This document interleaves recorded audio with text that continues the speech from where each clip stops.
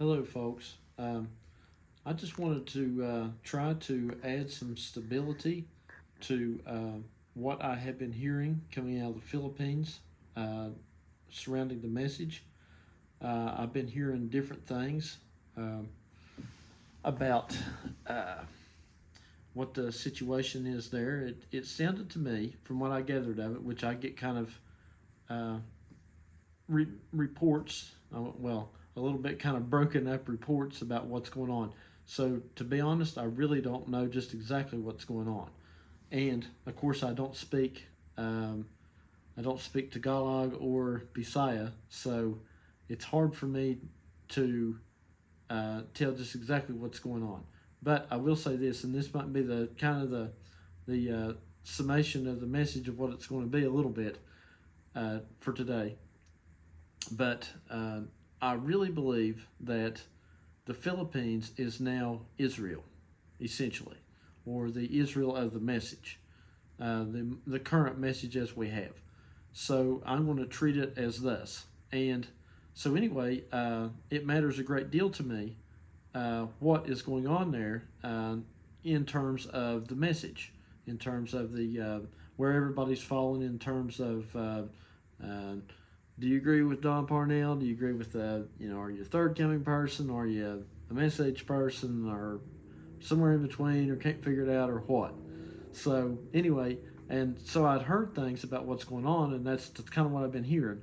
Is and correct me if I'm wrong. Somebody correct me if I'm wrong on this stuff. But based on what I'm hearing, this is what I'm gathering, that there had been people are trying to figure out whether they want to go back to the message, whether they want to be in the third coming, whether they want to be in, I don't know, I guess some sort of love Davidic side of it, or whatever Don Parnell's saying side of it, or I've even heard that Don Parnell's not even, he's kind of slacked off on even saying anything. I don't know. I haven't looked, but anyway, so I don't know. But I have heard a few things, so I'm going to base what I'm going to say today off of that. Another things that I've heard has been that there have been trying to get together in unity. It sounds to me like the theme in the Philippines right now is that they're trying to figure out what they want to do. They're trying to figure out what to, trying to unify it or something, or do something. Or it's a while back, I had kind of called what I've been hearing of it a Don Parnell revival, for lack of better terms. Okay, sorry, that's the only way I'm going to describe it, is what we'll call it. So anyway, because I'd heard him talking about, they were trying to get together, and I listened to a little bit of a sermon in one of the get-togethers, and of course, like I say, I don't speak the language, but I heard unity. Unity seemed to be the theme. And so anyway, it sounded to me like it was kind of trying to be a Don Parnell revival, for lack of better terms, So anyway, I use Don Parnell's name as I would use William Branham's name, essentially, just to explain, just to have a basis of the way of explaining things. Because Don Parnell could be broadly applied, the name Don Parnell could be broadly applied to third coming, and love divine, and whatever else, just whatever else he's saying that I don't even know now. Okay, so anyway, but it's just, you all get what I'm saying. It's just a broadly applied term to explain what we have been through. So anyway, okay, so like I said, we got people trying to apparently figure out whether they want to be message. We got people, that had been Don Parnell people to some degree at least. They don't, and then you've got other people that seem to be trying to unify back under Don Parnell, what he's saying or whatever. So then you had that was kind of like, sounded like a Don Parnell revival. They were trying to get a revival started. They were trying to get unity. And I was like, that ain't going to work, because you don't, if you got to try to make a revival out of it and try to unify people, you never ever have to say the word unity. If you've got a message, you don't have to say the word unity. The message will unify people. You don't have to say unity. As soon as I heard that, I said, this is a bad idea. I said, this sounds to me like they're trying to make a revival around Don Parnell. Don Parnell's message in some form or another, or whatever, third coming or whatever, So anyway, that's the way I felt about it. And I thought, well, it sounds like a Don Parnell revival to me, if I had to call it anything. So anyway, and then there's also seems to be that from what I'm hearing now, the latest thing I'm kind of hearing now is that they're trying to, I guess, unify to some degree under a message that is like the uh, the concept of the next generation after Don Parnell, you know. So I was like, oh, that's pretty intriguing because that's kind of what I've been saying for the longest time. So anyway, because eventually it's going to end. Don Parnell's message is like anything; it has a beginning and an ending, you know. Uh, so anyway, but so that seemed to be the theme. Okay, so I don't know exactly. That seems to be the latest thing I've heard is that they're trying to. I guess the Don Parnell revival maybe didn't work. They were trying to get. It sounded like they were trying to get people who were like on the fence about whether they wanted to be Don Parnell or wanted to be Message or just go back to the Message. But these are people that had been Don Parnell at least at one point, and they were considering going back to the Message or whatever. So were trying to unify them back all into Don Parnell, the Don Parnell side. You know, and it was like, don't go back to the Message. Just all unify and stick together here. We're all Don Parnell people, you know, or whatever. I don't know. But anyway, so they did that apparently, and then maybe that wasn't working. The revival, that's essentially a revival. And like I said, when you start saying unity, it don't work. You never need to say unity in a message, ever. You'll never need to say unity. If you got a message, it will unify everything without you ever having to say the word unity. So anyway, if you've got a real message, that is. So anyway, and then the next thing was that, like I said, they were... the latest I heard was they were trying to make and they may have even found him a man from what I hear. I'm not going to mention any names, but they may have found them a man in the Philippines who that they're going to perhaps, or maybe there's a few of them in the running. I don't know what, you know, I have no idea, but that they're trying to unify around in terms of who's going to lead the charge going forward, and you know they wanted a new generation Don Parnell, essentially, apparently, you know, something to that effect. I hope that doesn't don't read too hard into that because it's probably you could take that 10 different ways, and I probably don't mean it that way. I'm just using a very simplistic type of way of explaining it. But kind of like well, anyway, that gets us into what I'm getting ready to talk about right here. And here I want to clear something up because I really don't. Let me just put it to you this way: I really don't know what they're saying. I don't know. I have not listened to. There's one name I heard in the Philippines. Maybe a couple that, but one specifically that apparently has a message of the concept of, what was it?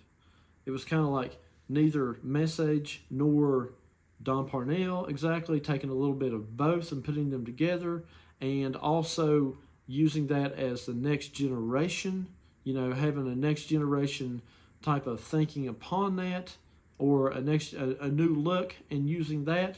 And I thought, yeah, that sounds pretty close to what I've been saying, really. But here's the thing about that. There are two different ways that you can go about that. That, in one regard, I would completely agree with all of that. But I don't know exactly what they're saying, but I'm going to preach this for a minute here just to clarify what may be. I don't know. But there's two different ways they could do that. And my guess is, based on how that, because in theory that sounds like a great idea, especially to me, because that's what I've been saying for the longest time, roughly. But there's two different ways that you can go about that. There's two different ways that you can go about the concept of taking a little bit of the Message and taking a little bit of the Third Coming, or whatever, the Don Parnell side and the Message side, and making a message out of it. And then the other concept that I heard was we need a next gen guy or message after Don Parnell, and it was going to be the concept of uh, taking a little bit of the message and a little bit of the uh, uh, Don Parnell side and putting it all together and having this next gen concept upon it. Okay, in terms of that, that's basically exactly what I've been saying. But I think that if they're basing it on trying to, because it seemed to be that they had people that were trying to pull back, and this is going to explain a lot of what I've been saying over the years, and that misconceptions and stuff that was always, I think, forced upon everything I tried to say to try to discredit me. Okay, but it seems to be that they were, because by the end of this, you'll know that I was never trying to, I think they was always trying to make me out to be like, you're going back to the, you're going backwards, you know. Well, by the end of this, you'll know, if you got any brains at all, you'll know that I was not. But, you know, I'm sure they, anyway. So, but it seems to be that in the Philippines, that what you had was you had people trying to pull back to the message and people trying to organize around Don Parnell's side of it. Okay. Organize. I know you can't say organize. Whatever. I said organize. That's exactly what it is. Okay. So anyway, anyway, so if this new message that has come about under this guy who I won't name is the case, okay, and it's based on trying to unify essentially the people who wanted to pull back to the message or wanted to pull back to the message, and the people who wanted to stay with Don Parnell, the Don Parnellian ideology, like I said, I'm just using that as a generalized term, then it would seem to me that what they would be doing is, without me hearing it, now I could stand corrected once I hear it, but without me hearing it, I'm going to assume that what they're doing is they're going to take things from the message, the backwards message, and put it with the new Don Parnell message. And they're going to make a message on that. Okay. And somebody would say, you know, anybody that's listening to me would say, yeah, Brother Cook, isn't that pretty much what you've been saying? I'd be like, no, that's not what I have been saying all these years. You know, and they're going to look at me and be like, that's exactly what you've been saying. You've been saying that you should take the message were Baptists and then Don Parnell people were essentially Pentecostals, and you should put their message together and make a Branham type of message. Okay, yes, but that's not what that is, because you have to understand how this works. There's two ways that you can, well, this is going to get good. There's two ways that you can do that, because there's two ways that you can make, okay, it's just so hard to put this into thought or put it into words, because this is one of those occasions to where it would deceive the very elect if it were possible, to quote a Bible quote. You know, it said it would deceive the very elect if it were possible. Well, this is one of those occasions where it will get right down to where it will deceive the very elect if it were possible. This stuff is right down on the edge. It's a razor's edge of one side or the other. And it's so close that it almost sounds like the same thing, and it's completely the opposite. So anyway, nothing could be more opposite than these two things, but they'll sound just like the same thing. So what I'm saying is what I've been saying and what I'm thinking that they're saying sounds a lot alike, right? It sounds like it would be right about the same thing, but you could not find, if that's what they're saying, then you could not find two more opposite things than what I'm saying and what they're saying. And here's why. Let me explain it to you this way. And it's going to be hard to do, but I'm going to try. Okay, you need to understand, historically, I got to use history here. You need to understand that what happened was you had Baptists and Pentecostals, okay? So anyway, that's what you've got here again. You've got message people as essentially your Baptists. You've got the John Parnell people as essentially your Pentecostals in modern terms. Okay, so now they're trying to figure out, now we've all figured out now, apparently everybody's all on the same page this far, that hey, the next generation is here. We got to do something different. Okay? Yay, good. Finally. Okay. Praise Jesus. Finally. I've been saying this for like 15 years. Okay? So anyway, um, so we've all got that far. That's good. Let us enjoy a moment of peace together. Okay? So anyway, we're all in the next generation here. We're all thinking next gen. Okay? But the same thing happened in William Branham's day. Because what you had was, you have to understand that what you had was you had the Pentecostal preachers, essentially, and William Branham. Okay? William Branham was next gen from the Pentecostals, even though he was through that, but he was essentially the next generation message. We know that. Okay? I have to use that to explain this. But what you had was you had Pentecostal preachers essentially that were, when the old heads died in the Pentecostal church, they didn't get rid of Pentecostalism essentially. And this is just one way of looking at it. I'm going to give you a better example here in a minute probably. But they didn't just get rid of Pentecostalism. They took a young man and who was not one of the old heads, and they just put him up there, and he was the next generation Pentecostal preacher. Okay, he was still Pentecostal, but he was next gen. So in that regard, he was like William Branham because he was a next gen preacher. He was just a next gen Pentecostal preacher, which didn't do any good. You had a next gen, he was just a young face on an old message. Okay, so that didn't do any good. Essentially, William Branham was the one that done some good. But here's what else you had, and that's just one example, and that's not the best one. But here's another example of what you had. Now what you have is, think about this, okay? Now forget the Don Parnell side of it for just a minute, okay? Just that, to me, the Don Parnell side of it is a whole different ballgame here. We got to dissociate that because that's essentially spiritualism. That was like really getting out there into something good, okay? But what you've got out here, if you just looked at churches out here now, okay, like I say, put Don Parnellism over here for just a minute. Put it in left field out there, and let's just talk about the bases here. Okay, let's talk about the infield. Put Don Parnell out in the outfield. Let's just talk about the infield. Okay, for just a minute. So what you have now is on the infield is you have, because the world out here has moved on from the old days of William Branham and Pentecostalism and all this and that to some degree, but it's still anyway. So what you have is you have William Branham churches. Don Parnell churches are few and far in between. That's just way out there as far as the world knows. But you have William Branham churches around. They're around. I mean, William Branham churches is not that crazy of a thing. They're around. I mean, people's heard of them. People's heard of William Branham, okay, to some degree.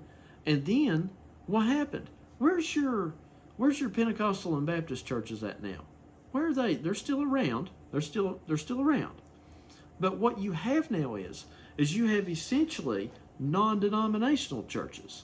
You have, like we got one here where we live. It's kind of like, I don't know if this would be the best term to describe it, but we'll call them maybe Baptist-costal. You could use that term Baptist-costal. They may be non-denominational churches, and Baptist-costal might be roughly the same thing. It's probably mostly the concept of, a kind of like a universal, localized type of thing, and what would be, it's non-denominational, so it's universal. And it's, we'll have a little bit of Baptist, a little bit of Pentecostal. Everybody can come. That's the whole point, right? Okay. So anyway, what's the difference? My question is this then. What's the difference between a Branham church and a non-denominational church? Like I said, just forget our extreme spiritualism, the stuff that we got to. We're way out in left field. But just put yourself in the mind of a worldly person who is into denominational churches, the old denominational churches. What would be the difference between a William Branham church and a non-denominational Baptist-costal type of church? What would be the difference? Because they're out here.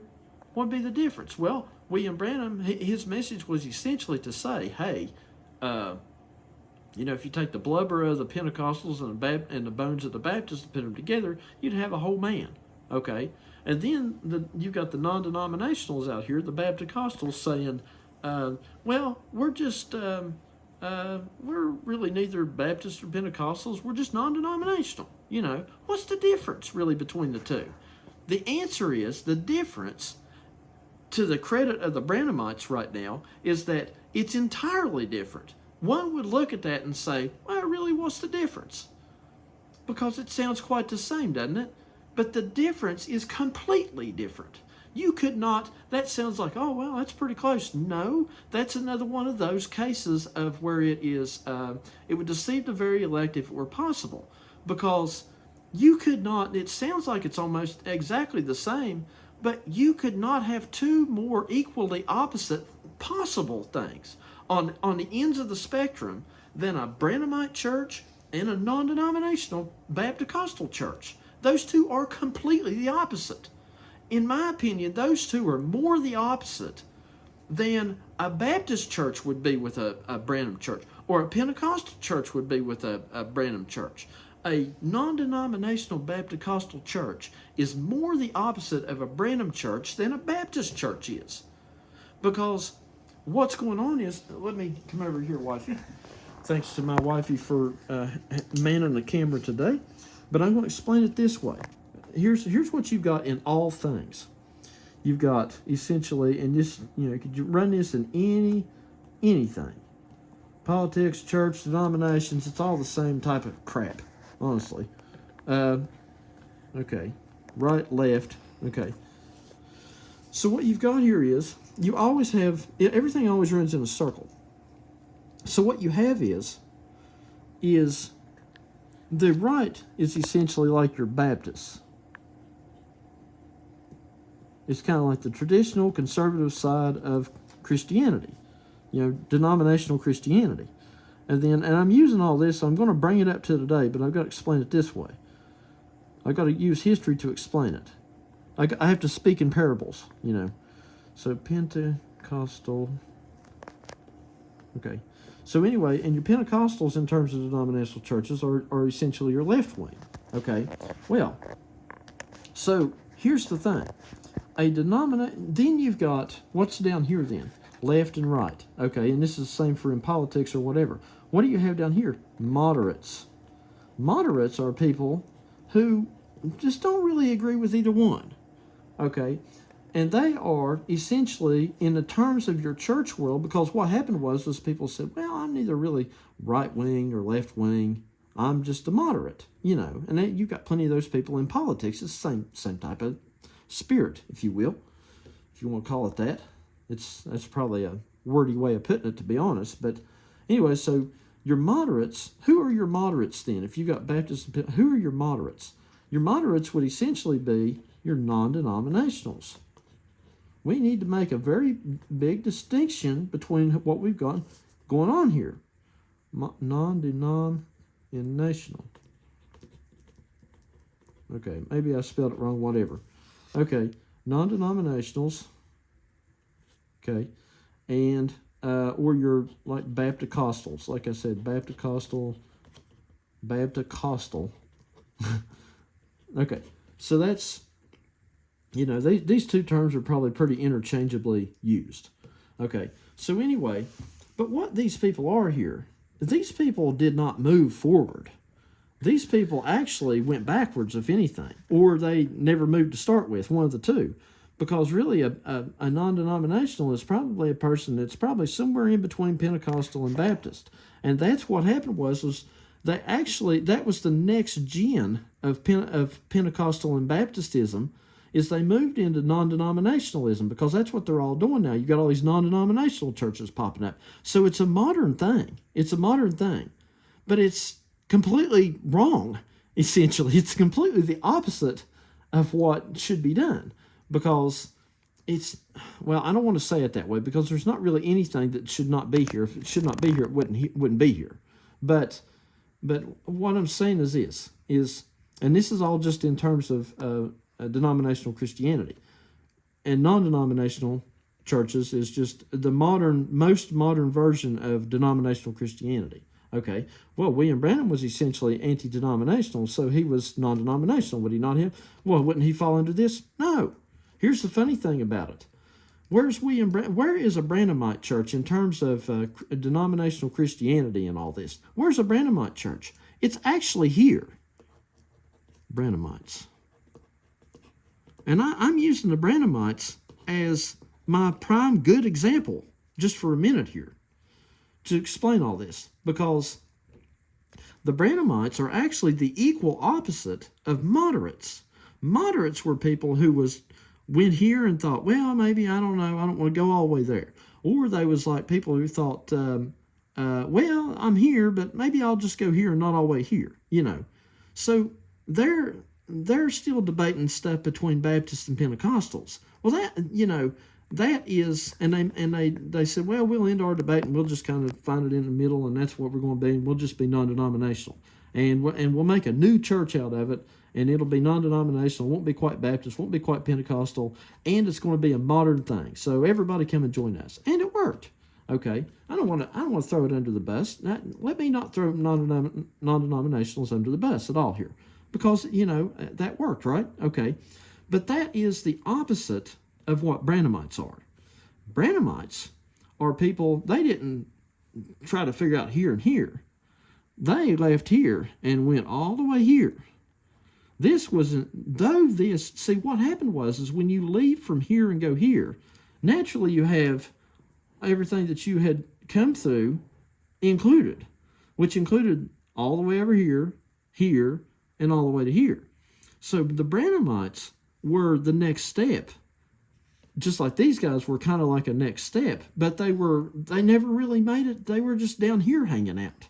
And they said, well, since we're down here hanging out, we'll just make us a church off of this. Okay. Well, that's not what a Branhamite is. That's the opposite of what a Branhamite is. Because a Branhamite was to take all this and put it together and move forward. And that's how they got here. Okay. But these guys down here were still debating Baptists versus Pentecostals. So they were down here. So they were all the way down here. And the Branhamites had moved forward from here and going on back around, trying to go all the way back around the circle here, essentially. And, heading on this way towards, Don Parnellism, essentially, whatever. Okay. So, but that's exactly the opposite. Even though they both shared the same traits of having kind of trying to figure out Baptist and Pentecostalism or whatever, these guys were trying to put it together in terms of the opposite of the way these guys did, because these guys saw it as this was just something that we came through on our way here. These guys are putting it together in terms of, well, we don't really know which one we want to be, so we're going to just do this thing down here and whatever, and they made a modern church out of it. And the Branhamites, of course, were a modern church because, they had come out of here and moved here, so they were the next gen. And these guys were next gen because essentially non-denominational churches came after Pentecostalism. But what happened was they went back here essentially to make it. So they went backwards. It's right here's kind of your hinge, and the Branhamites went this way, and the non-denominationals went this way.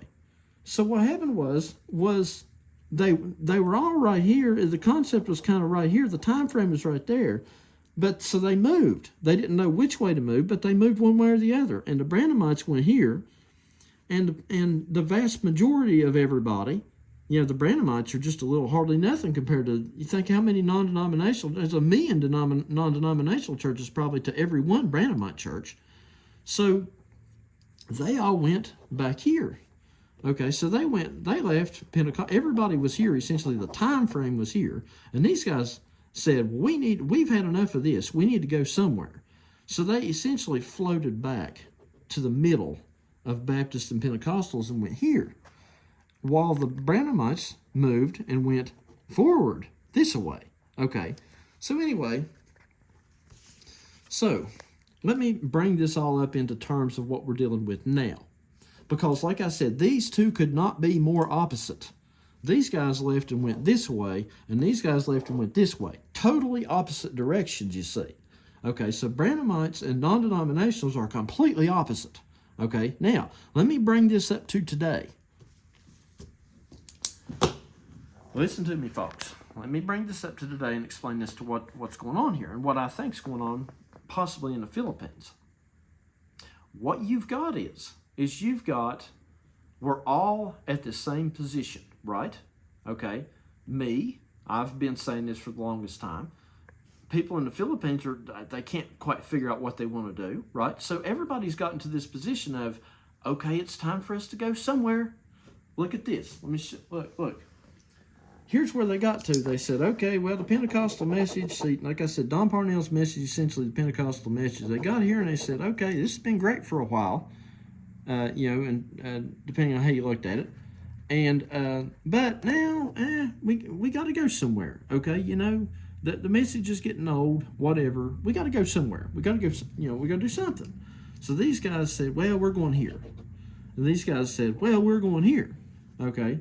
So they took two, so they essentially split and went two completely opposite directions. But they both went somewhere, okay? So that's what you have. You have old Brother Cook that's been preaching this stuff for forever about we need to go somewhere. And now you've got everybody in the Philippines apparently saying, well, we need to go somewhere, so we're all in agreement here. We need to go somewhere. But I think that there's a very real possibility that we're going to go in two completely opposite directions, but it's going to look fairly close. But it's going to be two completely opposite directions, because what I figure is going on based on the sentiment of what I heard. Now, I don't know. I haven't heard their message. I don't know. Correct me if I'm wrong. I will try to listen. But my guess is, based on the sentiments and what I heard of the concept of we're going to, because that seemed to be a large theme of what they're trying to do now. Whenever they said, we're going to take a little bit of the third coming and take a little bit of the message. We're going to take a little Don Parnell and a little of the message, and we're going to put that together. Okay. Well, there's two ways you can do that. Two completely opposite ways that you can do that, which I just explained. You see, now I brought us back to where we were at earlier, but I had to explain how you do that. So there's two completely different ways of doing that. And here's how you do it. One is the way I fear that they're probably going to go. But I wouldn't say fear. It's just the way they have to. But if this is what happens, based on the fact that they were trying to debate whether they wanted to go back to the message, and a lot of them pastors in the Philippines had kind of, I guess, already, kind of like drifted back towards the message, and that's why they had to have all these unity meetings and try to have a Don Parnell revival of sorts. Then I'm just going to assume that what they're going to do is they're going to say, well, okay, Don Parnell, Love Divine, this is all kind of, we're tired now. We got to go somewhere. So we're going to go back and we're going to try to hit it somewhere in between Don Parnell's message and the message. We're going to go back around the circle, and because we think that, well, maybe women should wear dresses, And Don Parnell, he wasn't saying that women, necessarily needed to wear dresses, whatever. Just using this is a great example. It's the best example. Whenever I told the wife this is the example I used. This is going to be probably the mentality, because they're going to look at it and say, well, we kind of think that maybe women should wear dresses like the message, used to think, but, maybe we'll hit a moderate approach on that, and we won't be so hardcore as the message was, but we're not going to be totally Don Parnell people either. It's that type of mentality. They're going to take every bit of it, and they're going to probably go back just a quarter turn around the circle to what I was talking about, and they're going to try to hit it somewhere in between. They're going to make a new church. It's going to be a new church, but it's going to be made off of the concept. It's going to be essentially a Branham, Don Parnell age new church based off of that. It's going to be a new, like I said, it's next generation, but it's going to be based on the concept of a moderate approach to somewhere in between Don Parnell's message and the message's message. Okay, and that is exactly the opposite of what I have been trying to say for forever. Okay, I let this please put to bed once and for all the idea that Brother Cook was ever trying to go backwards. I'm sick of that. That was, talking about a misconstrued message over the years. I've had everything deleted. I've had it misconstrued. That's all they did. for years. I'll tell you the reason why too. After I'm done here, maybe if I've got time, I'll tell that.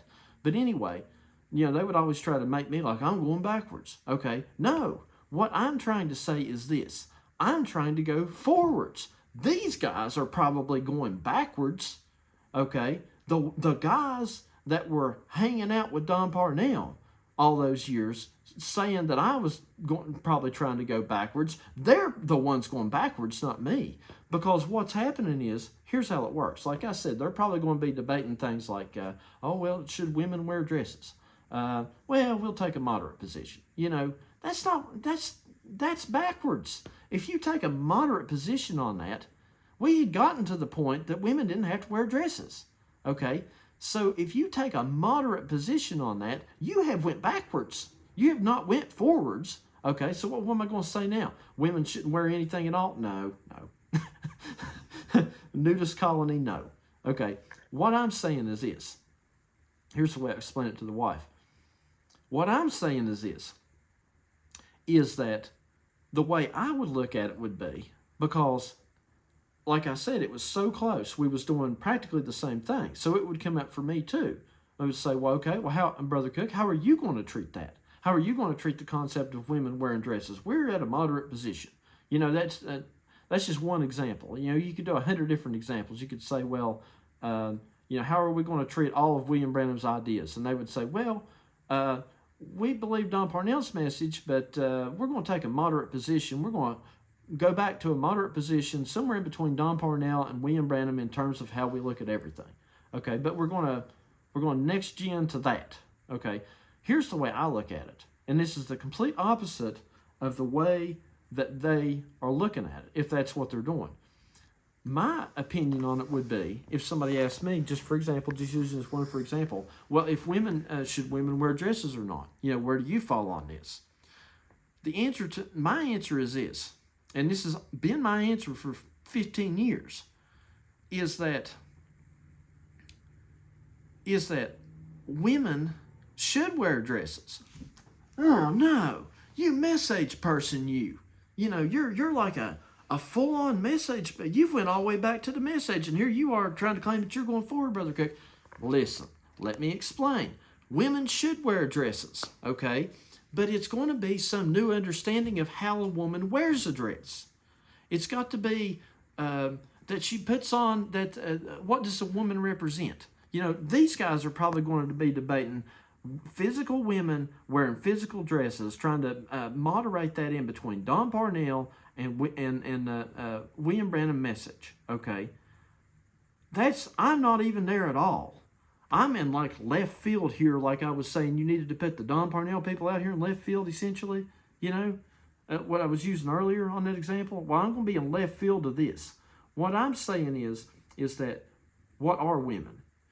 Women represent us, probably, essentially, okay? So, it represents believers. We could use a more modern term of what a believer is.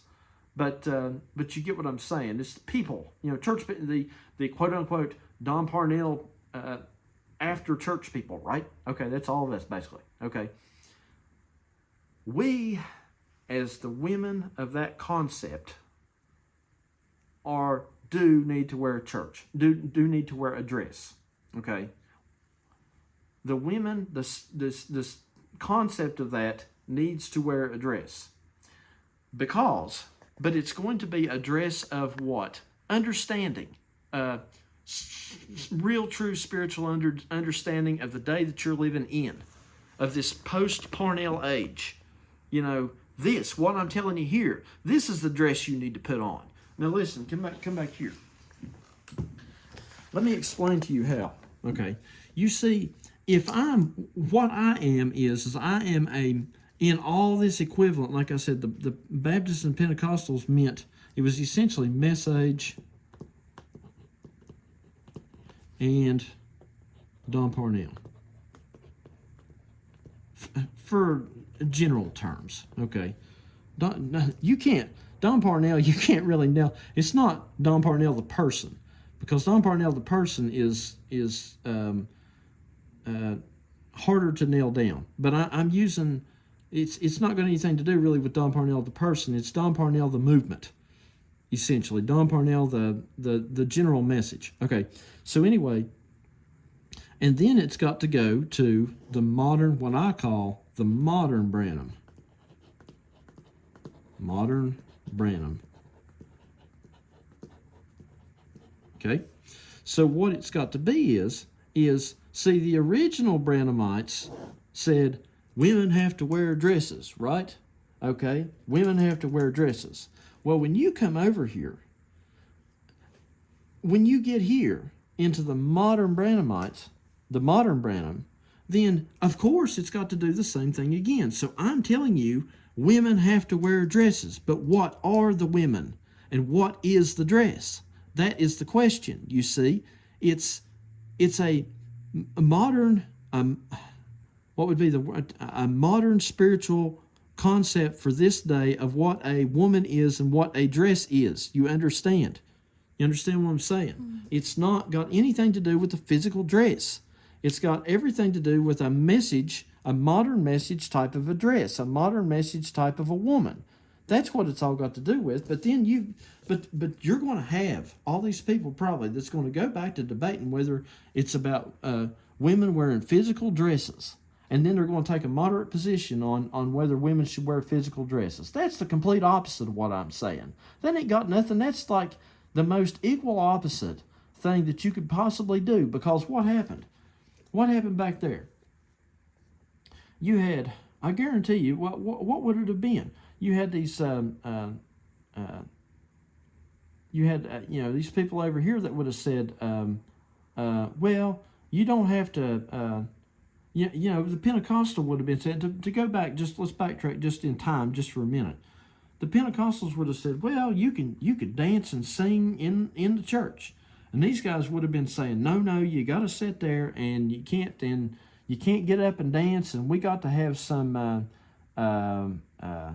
rules and regulations to how we run the church. And then eventually, everybody come together and said, okay, we're going to make a modern church, and we're going to say, well, maybe you can dance to some degree, but we're also going to try to observe some rules and regulations, and we're going to do it that way. That is not what I'm talking about at all.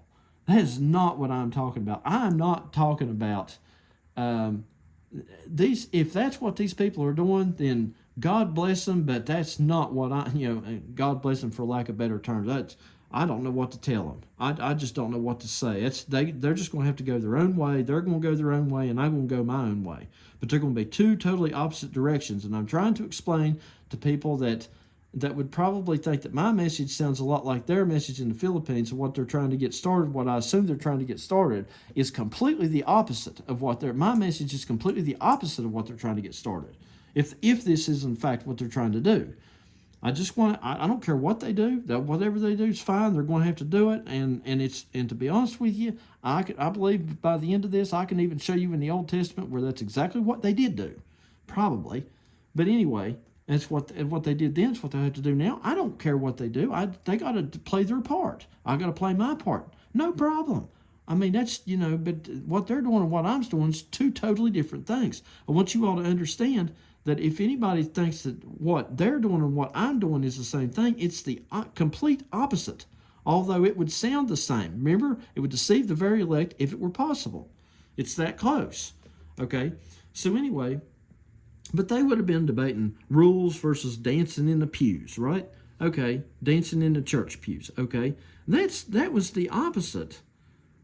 That was the opposite of the equal opposite of what Branham was doing. Branham was preaching a whole new message. He was saying that, you would look at William Branham. If you didn't know any better, you'd go in there and say, well, yeah, William Branham's pretty much a non-denominational preacher, because he was saying that, you got to have a little bit of Baptist, a little bit of Pentecostal. No, that's not what he was saying. He was not saying that at all. That would be somebody who would have totally misunderstood William Branham's message and would totally understand what I'm trying to tell you. What I'm saying is we got to go over here and we got to have a modern prophet. These people were not debating a prophet, I promise you that. If you think you're going to go into a non-denominational church and they're going to be debating who a modern prophet is, it ain't going to be there, folks. That's why I'm saying this is totally different. What I'm saying here is we got to have a modern prophet.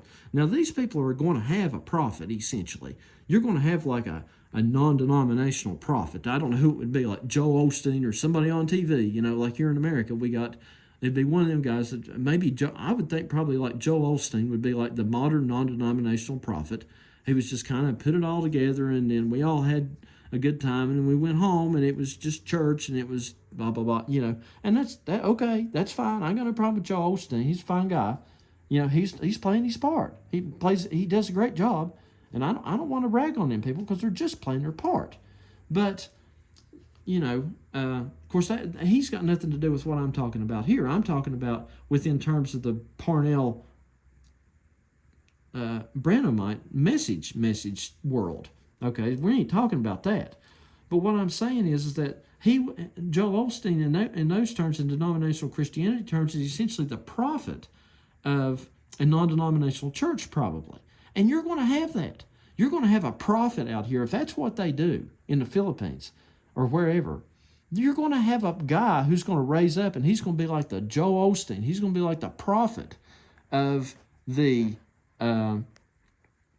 prophet of the non-denominational church. He's going to be like, there's going to be somebody rise up in the Philippines probably, and he's going to be like the prophet of the concept of the non-denominational Baptist-costal Parnell message gone back and forth concept church. There'll be a guy raise up, and he's going to be the prophet. He's going to be the prophet of that, essentially, is what that's going to be. Okay? The term false prophet comes to mind, but I don't want, you know, really that's really what it's going to be. But you know, but a false prophet, the false prophet's just got to play his part. The false prophet's not really bad. It's just, but you could call it a false prophet probably. But anyway, so you're going to have that. So there's probably going to be a guy raised up in the Philippines, if this is what they're going to do, that's going to be the prophet of the concept of taking Don Parnell's message and mixing it equally with the message, and we'll just take a moderate approach to all that together. Okay, you're going to have that prophet raise up. Then you're going to have another prophet raise up, which leads me perfectly into the next part of my message. You're going to have another prophet raise up, and he's going to be the modern equivalent of the Branhamites to Don Parnell's message, essentially. That guy, because what you got over here was, whenever you got into Branhamism, in denominational church terms, or coming out of the old denominational churches, you had the modern prophet concept of William Branham. Okay, so what's going to happen is, or whatever, so what's going to happen is whenever these guys, you're going to have the Don Parnell message moderate prophets show up, and then you're going to have the opposite, and they're going to be very few, probably by comparison, essentially. Who knows? However this will work, but it would tend to make sense. But you're going to have a modern prophet equivalent that is going to be the Branham prophet, the Branham equivalent prophet. You all see what I'm saying? You got the moderate non-denominational Baptist-costal type prophet that's going to be what I just explained, and then you're going to have the opposite. But wait, what about us here? What about what I'm saying? Once we get over here and we leave and go forward and take everything that we've brought with us, message teachings, Don Parnell's teachings, and take all that and move forward, and it's almost going to sound like this, but what's it going to be? It's going to be a message about a prophet. It's going to be a message about a prophet. There's no message about a prophet down here. You had the great church, the great pastor, and he's kind of like their prophet, but this is a message essentially about a prophet, which was William Branham in that terms. But now we got to have another prophet, like another, like real, dare I say, real prophet, like a William Branham type of prophet. You see what I mean? Like a real Elijah, okay? Not just some non-denominational prophet. That's got a mega church. That's not what I'm talking about. You're going to have the mega church. That's probably what it's going to be. It's going to end up being what we call a mega church, a Philippine mega church. And they're going to have their great pastor, and he's going to be the mega church prophet. And that's fine. But what I'm saying is I want the little Branham Tabernacle here with William Branham preaching in it in modern terms that has left modern Pentecostalism, which is Don Parnellism, and went this way instead of this way. And I want me, and it might just be a little bitty thing. It might just be a little bitty. Ain't gonna be no mega church. It's just gonna be. Even today, a Branham church wouldn't be a mega church. I mean, if we're going to use them as this example, I'm sure the biggest Branham church out here probably pales in comparison to the biggest mega church, right? So anyway, so that's what we need. We need a modern prophet. We need a modern king, essentially. We need a modern real prophet, a modern Branham prophet. Damn it. Okay. So anyway, okay. All right. Now come up here. Let's do the next part. Okay. Father, forgive me for I have sinned. I said, damn it in a sermon. Okay. So anyway, Father, forgive me for I have sinned. Okay. How many Hail Marys do I have to say for having said damn it in the sermon? Okay. So anyway, you know what I'm saying, right? Okay. All right. That's my confession for the day. I've sinned in the sermon. All right. So anyway, moving on to the next part. Now we need to understand, since I've got you all this far, we need to understand, we need to be on the lookout for a prophet. Okay, you might have to come back over here in a little bit. No, not just in a minute. Y'all care if I take a break? Man, I tell you. Okay, all right. Okay, folks, part 2. So here's what we know. We need to be, now if you want to join the mega church, if that's what's going to happen, if that's going to be their message, if you want to join the mega church of well, we don't know whether we want to be Parnellites or Message. If you want to do that, go ahead. And that's probably going to be a huge church, and it's going to have a prophet to its own name, and go ahead. Okay, if that's what you want to do, go ahead. You gotta have plenty of people to do that, because that's got to be in the story. Because we got to fulfill the scriptures, right? Every generation, this, as Bugs Bunny would say, we do this all through the picture. Okay, so anyway, but we've got to be looking out for a prophet now. Okay, now they're doing their own thing. Now we're back to Brother Cook's stuff here. Some real Brother Cook far out here stuff. Okay, so we've got to have another William Branham type prophet. Okay, so what have we got here? There's so many places I could begin on this. There's so many stories I could tell to explain all this.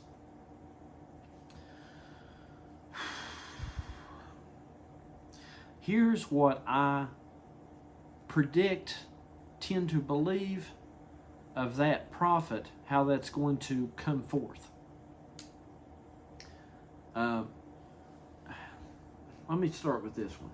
I can do two particular things on these prophets and kind of show how this is going to go. It's going to be a prophet king of sorts. We're trying to, what happens is when one king essentially finishes up, then, and I mean no disrespect, but this generation, this king, this prophet that we all held with the most of esteemed regard, is this age is all finishing up. Everybody's seen it. Apparently everybody's moving on now, trying to move on. Okay, so that's not in question really here apparently now. But what we've got to have is we've got to have the next king. And what I think is going to go on is it's going to be a jockeying of position, because whenever one king goes out, then usually, especially if you know anything about English history, oh boy, it's loaded. Like the Old Testament, English history is completely loaded with, like, one king died and then the kingdom erupted into, practically like a sporting event. It's practically like the Lakers versus Golden State or something, I mean, it was like, are you going to take LeBron James, or are you going to take Steph Curry and all them guys? Which side are you on? That's essentially what always happened when a king died. When a generation ended, then it's like everybody's trying to figure out who's going to be the next king. So they all ended up fighting each other, and that's what you're getting ready to go into here. It's going to be a fight to figure out who's going to be the king. So anyway, and you've got all these guys out here. There are throngs of them, I'm sure, in the Philippines that are going to, one's going to rise to the top. The cream always rises to the top. One's going to rise up, and he's probably going to be the head honcho. They're all going to coalesce or whatever around him, and then you're going to have others, and they're going to be of different whatever, because that's what the Old Testament was. It was always, well, this guy claimed he had a claim to the throne because he was the second cousin to so and so and so and so, and this guy, well, he was, how would you put that today? This guy, well, he's going to have claim to the throne of post-Don Parnellism because, well, he was a preacher in such and such a city in the Philippines for 15 years, and Don Parnell came to his church, and blah blah blah blah blah. That's what you're going to have. He was the second cousin of the Duke of blah blah blah blah blah. That's what's going to be. Okay, so that's what all this is going to be. So anyway, but how do we determine who this is? There's going to be more than one, really, but there's going to be a couple different players in this. Let's see, where should I begin? Okay, I'll try it this way. Let's start from the beginning. As I have said in times past, if you take the Bible, let's use the Old Testament.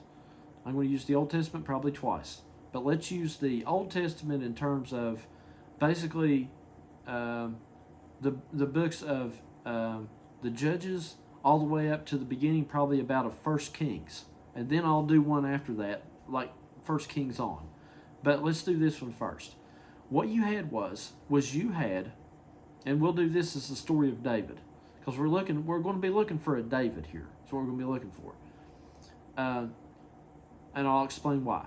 You had the books of the Judges, book of the Judges. What was the book of the Judges? It was the first kind. It goes Judges, Ruth, 1 Samuel, 2 Samuel, 1 Kings. Okay. So what did you have? You had the Judges, the book of the Judges.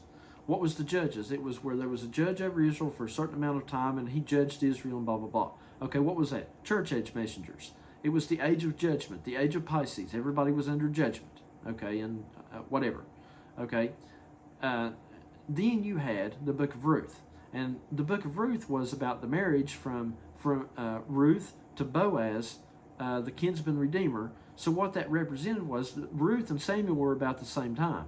So what you had was that was the wedding supper. That was 1963, because that was the kinsman redeemer. It's what William Branham talked about all the time.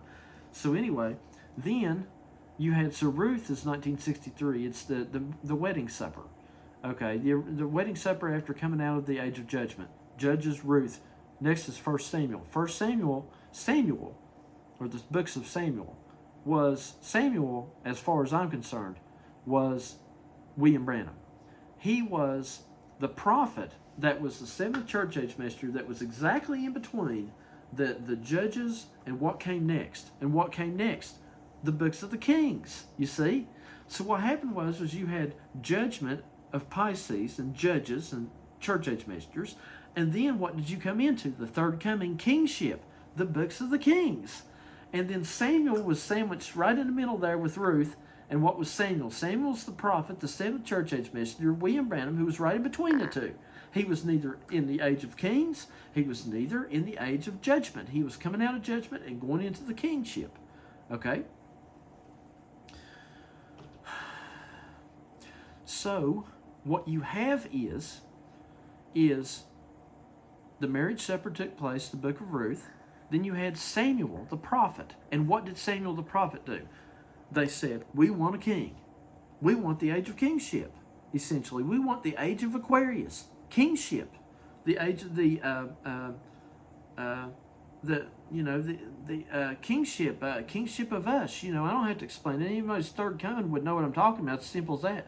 That's what it was. It's synonymous with the third coming, kingship. You are king. You are Lord. etc., etc.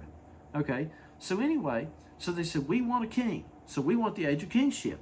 So Samuel said, well, He's like, I'll go ahead and anoint you one since you want one. So what did he do? They said, we want a king. And what did Samuel do? He called up all these people and he anointed Saul, the first king of Israel. Saul was head and shoulders above everybody else. He was the tallest guy. He was his head and shoulders was above everybody else. He was the tallest guy. That's why he was anointed. You know who that is? Don Parnell, and I'm going to tell you why. It's Don Parnell because Don Parnell was basically more intelligent than everybody else. He was more intelligent than everybody else in the message, and I mean that spiritually intelligence, general intelligence, honestly. But he's head and shoulders taller than everybody else. His spiritual understanding, his spiritual head, he was head and shoulders above everybody else's spiritual understanding, is what I'm saying. So he was Saul. He was the tallest one, okay? And he was anointed of Samuel, who was William Branham. When William Branham, the whole 2002 thing, Don Parnell, he goes to New York, whatever, I can't remember all the stuff you all know, and he sees William Branham, he's hunting on these hunting grounds and all this and that stuff, and he comes back and tells the story. That was none other than Samuel anointing, William Branham anointing King Saul, or Don Parnell, who was head and shoulders above all the Israelites. The Israelites being the message people, the people of the message. Okay? So anyway, he anointed him with his anointing. What does that mean? Samuel anointed William Branham with his own anointing. What is the anointing? The anointing is the understanding. Don Parnell was anointed with the same type of understanding that William Branham was. You see, that was Samuel anointed Saul to be king. Well, he was anointed with Samuel's understanding, and he was anointed to be king over the Israelites. Don Parnell was anointed by William Branham to be king over the Israelites in the age of Aquarius, the first one, with the anointing or understanding of how things worked like William Branham had. Because William Branham had an understanding of basically typology. He had an understanding, it's a way, William Branham had a way to understand and process things and think about things. It was a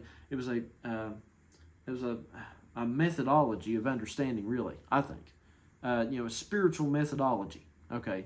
So he was anointed with that same thing. And Don Parnell was anointed with the same type of understanding that William Branham was, and the same types of whatever gifts that went with it. Okay, you see. His message was the same type of message that William Branham's was. Okay. So now you need to understand where we're at. We know that this is wrapping itself up, right? Like I said, we're already there. Everybody in the Philippines, I'm there, they're there. We know that, okay? So we know that Saul is wrapping itself up, apparently. Okay, so what happens after Saul? It's so easy. My gosh, this is so easy. All you have to do is read the Bible and just think about it. It's so simple. All this stuff is so simple. If you, it's especially simple to people who have the same type of, that anointing that I was just talking about. But anyway, what happened next? Who became king after Saul? Wifey? You don't know? The people out here, they're all going to look and they're all going to say, well, David became king after Saul. Wrong. You're wrong. It's not true. You read in there, and Saul's son, David, was king in Judah, but he was essentially king in Judah. But they took, after Saul died, God rest his soul, after Saul died, they took King Saul's son, I can't remember his name, and they made him king in what would later become the kingdom of Israel, the Israel tribes, the top 10 tribes. And David was essentially king only in Judah, roughly. So anyway, so actually King Saul's son was king over the 10 tribes of Israel. David was king, but King Saul's son was king. Okay, and eventually that played itself out, and then David became king over all of it. Okay, so essentially, it wouldn't totally have been a wrong answer if you just said David. Okay, but people forget that. But it's a very important point because it's exactly what I think is going to go on here in the Philippines. Watch and see. I truly think the Philippines is Israel reborn. Okay, so anyway, so I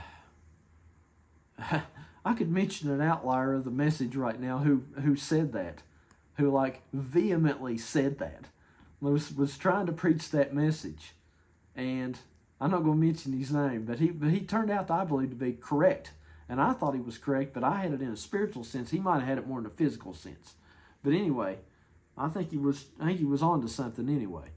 But okay, so hang on, let me open this window. Okay, so anyway,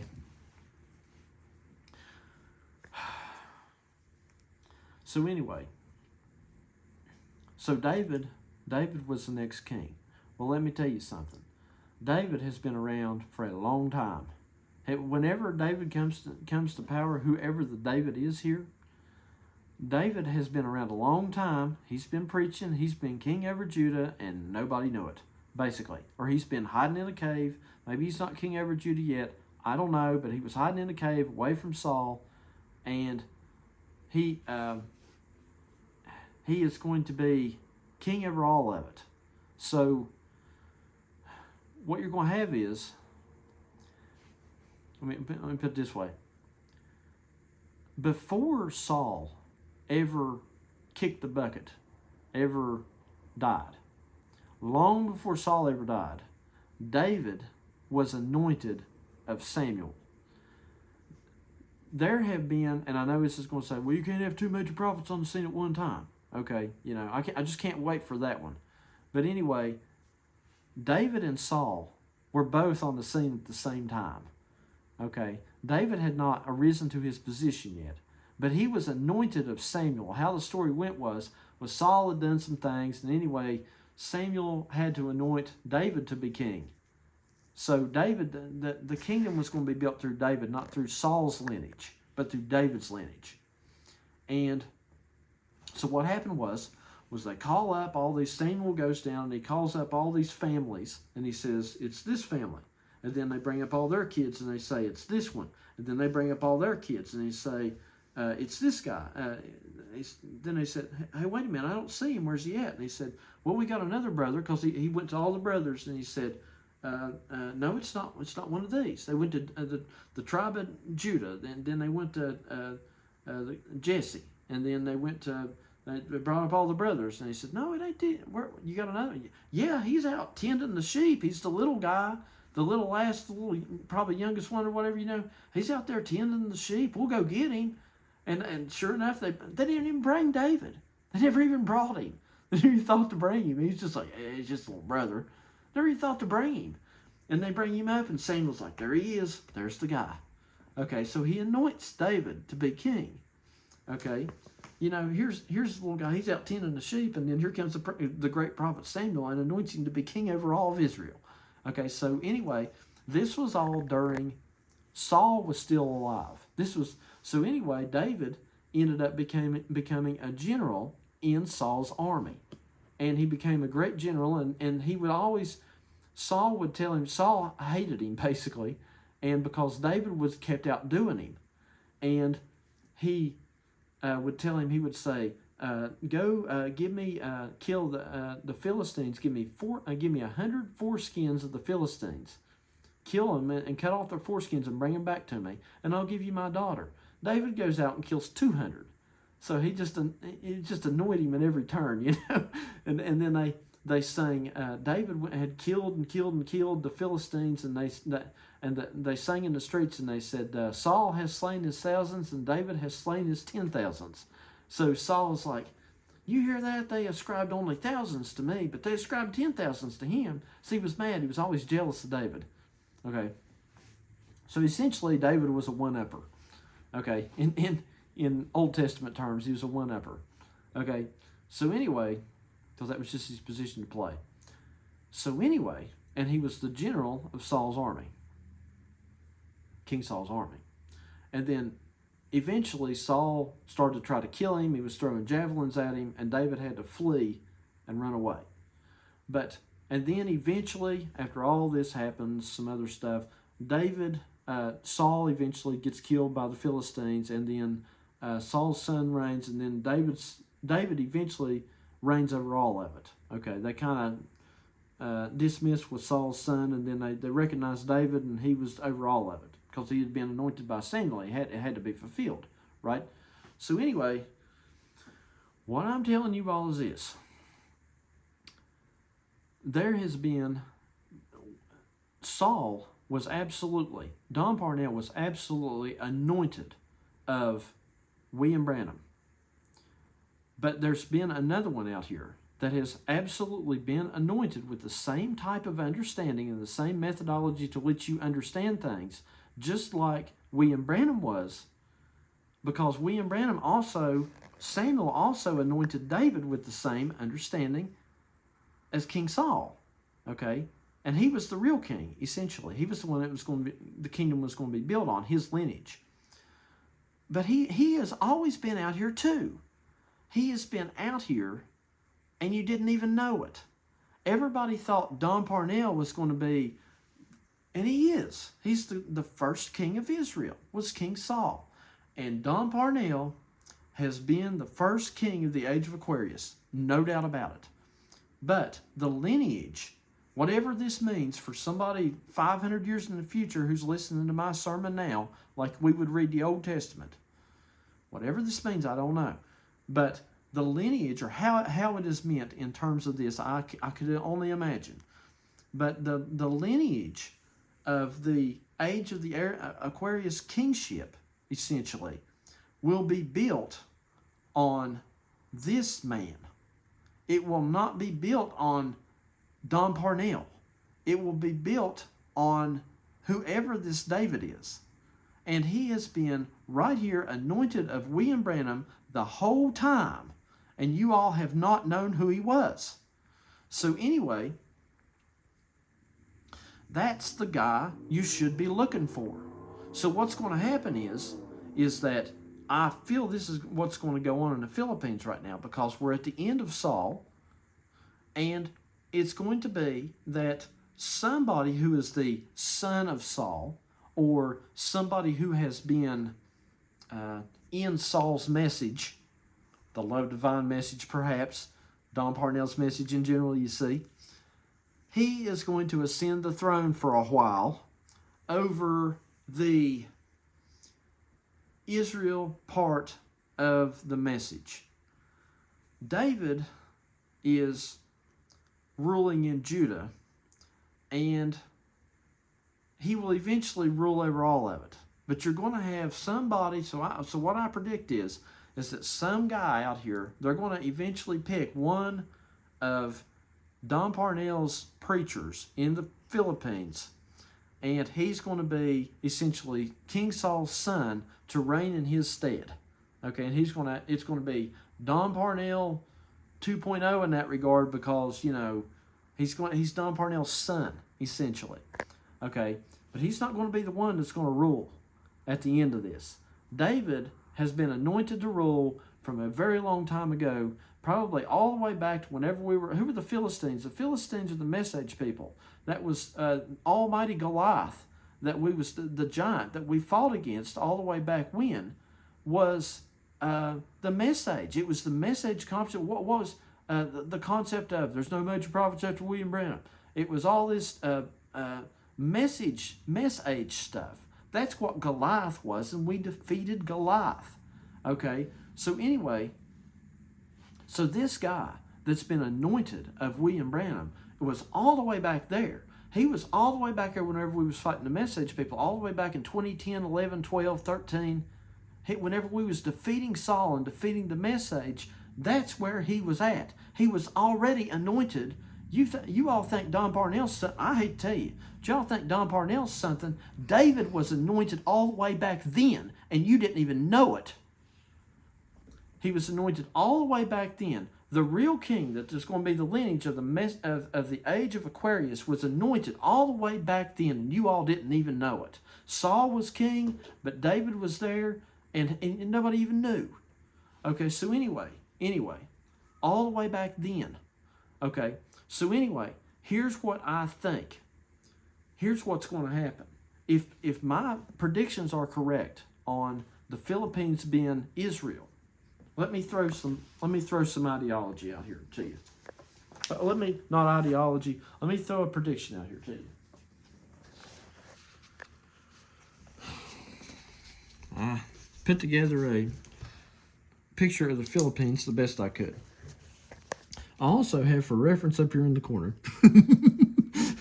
the ancient kingdoms of Israel and Judah. Okay, so anyway, what you had was you had Israel was up here, the kingdom, Judah. These are the tribes of Israel, which later became the kingdom of Israel, and then you had the tribe of Judah down here. Okay, so and then you had the sea over here and blah blah blah blah blah. Okay, all right. I think that the Philippines is probably Israel. Now this gets a bit into my predictions, but this is based on what I figure. So Judah was down here in the south. Israel was the 2/3 in the north. Judah was the 1/3 in the south. Okay. Now, Judah was where David was supposed to have come from. Okay. Now, there might be that might turn into some discrepancy. I can see how that's going to be an interesting one based on one sermon that was preached years ago, which would be entirely incorrect. But anyway, but we're going to go with this based on